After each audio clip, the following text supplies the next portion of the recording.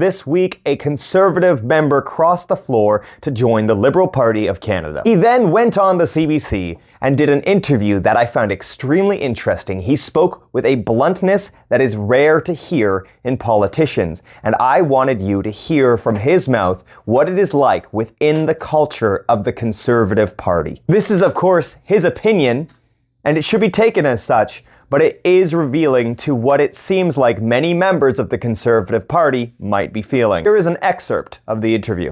Hearing from longtime supporters that wouldn't support me anymore because of the leadership style of the Conservative Party. What sealed the deal is when I got yelled at when this became part of the news on Tuesday. Quite honestly, a lot of times I felt it was a part of a frat house rather than a serious political party. I mean, it was about who was friends with who. What kind of fun could you have with something? How could you end up beating up on someone else? What kind of negativity could who could be the most negative? Who could be the most cutting stuff? It wasn't about opposing something. It wasn't about keeping government to account. It wasn't about trying to do the best for your constituents. It was about tearing down. I had the leader of the House leader and the whip barge into my office, push my assistant aside.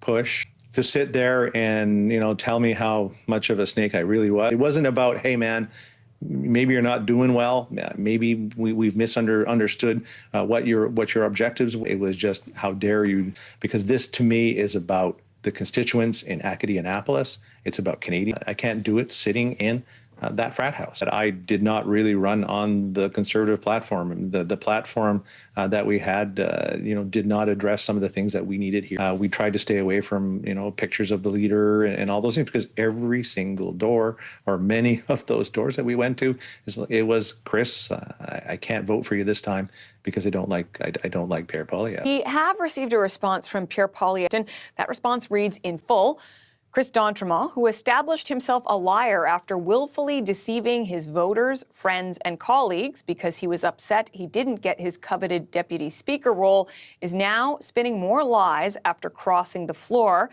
He will fit in perfectly in the Liberal caucus. That response at the end is absolutely wild and has so much accusation in it with no substantiated proof and nothing to back up their claims. It seems like the Conservative establishment is falling apart a little bit, but we do not yet know the full extent of what will happen this week. Parliament is not in session. It's a week off. And Chantal Hébert, one of the best journalists in the country, said that there's nothing worse than when people are troubled having a full week to just ruminate. We will see what follows this week.